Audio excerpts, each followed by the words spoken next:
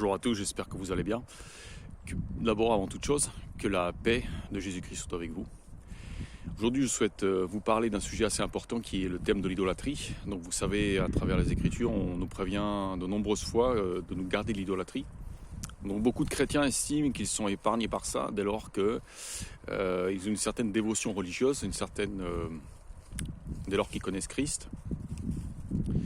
Mais il existe un certain nombre de subtilités qui font que très souvent, il est facile de tomber dans l'idolâtrie. Il faut savoir que dans la vie, on s'accroche, chacun de nous s'accroche à des valeurs émotionnelles, à des valeurs culturelles, à des références ou des référents.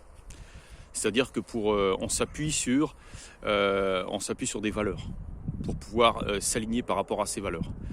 Donc les gens du monde vont s'attacher aux gens du monde, c'est-à-dire qu'ils vont donner leur attention, leur référence, ça va être des gens du monde, ça va être comment les gens vont les considérer, quel est l'exemple que donnent les autres, comment s'affirmer par rapport aux autres, comment s'intégrer, disons, dans cet esprit du monde et qui a pris ses racines dans l'humanité. Donc, dès lors que vous connaissez Jésus-Christ, et si vous avez réussi à renaître spirituellement par l'Esprit, et si vous respectez le premier commandement de Dieu qui est d'aimer son Dieu plus que toute chose, de toute sa pensée, donc de toute sa pensée, ça veut dire qu'il faut en permanence penser à lui et avoir notre attention portée sur lui. Mais quand on connaît Jésus-Christ et quand on sait que personne ne peut arriver par Dieu sans passer par le Christ, il faut savoir qu'on ne peut pas dévier son attention du Christ. Il faut donc garder l'attention portée sur Christ, en sachant que Christ, bien sûr,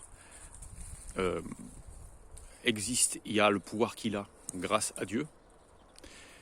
Mais c'est ça qui est très important, si vous voulez. Que vos pensées, que votre attention, que votre référence permanente soit Jésus. Et non pas les autres, les hommes. Ni la musique des hommes, ni la culture des hommes, ni l'orgueil des hommes, ni les réalisations des hommes, ni comment on va vous évaluer au sein de la société. Vous devez vous appuyer sur Jésus et vous oubliez le reste. Ça sert à rien de se dire, de s'angoisser, parce que si vous laissez vos références personnelles s'aligner sur les personnes, sur les gens, même les gens de votre famille, même vos amis, etc. À terme, vous allez vous épuiser parce que vous n'aurez jamais fini de vous angoisser, vous n'aurez jamais fini de vous préoccuper, vous n'aurez jamais fini, et finalement ça ne vous apportera rien, ça ne vous fera pas grandir. Et c'est pas ça qui vous sauvera, c'est pas ça qui vous donnera la vie éternelle. Et quand vous ferez ça, vous ne penserez plus à Dieu. Donc vous enfreindrez le premier commandement. Donc, sans le savoir, vous tomberez dans l'idolâtrie.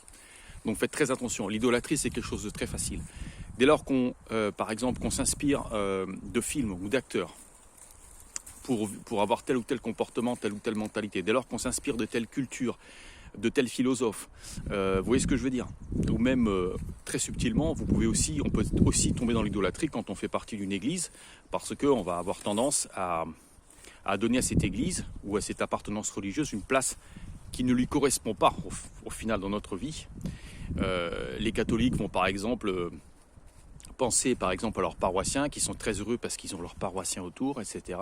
Et que c'est ça finalement qui les porte spirituellement. Les témoins de Jéhovah vont s'appuyer sur leur congrégation parce qu'eux-mêmes ils le disent d'ailleurs, c'est pas moi qui l'invente, que grâce à ça ils s'appuient spirituellement, ils se donnent l'aliment spirituel. Donc méfiez-vous, c'est très facile. Le chemin qui mène à la vie éternelle est un chemin étroit. J'étais très amusé d'ailleurs parce que c'est pas amusé, mais bon, je respecte après l'opinion de chacun. Quand je parle de l'enfer, très souvent des anciens témoins de Jéhovah me ressortent des théories de M. Russell. Vous savez que M. Russell s'est inspiré des adventistes pour dire que l'enfer n'existe pas. Bien, alors, moi je ne vais pas faire une polémique là-dessus, c'est pas du tout mon idée. Mais il faut savoir que dès lors que vous suivez les théories d'une personne qui n'est visiblement pas approuvée de Dieu, c'est, sans le savoir, de l'idolâtrie. Jésus a quand même été très clair, il nous a parlé de Lazare et de l'homme riche, il nous a parlé des tourments. Donc, je pense qu'il faut mieux croire la parole de Jésus que de croire la parole des hommes. C'est pour ça que je vous dis, gardez-vous de l'idolâtrie. Gardez-vous de l'idolâtrie. Méfiez-vous, les pièges sont nombreux. Le chemin qui mène à la vie éternelle est étroit. Jésus a dit lui-même, ce ne sont pas ceux qui me disent Seigneur, Seigneur. En ton nom, nous avons fait ceci, en ton nom, nous avons fait cela.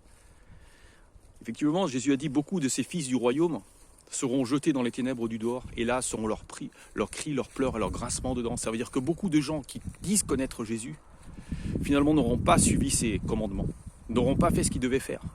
Et donc Jésus leur dira, éloignez-vous de moi, serviteurs inutiles.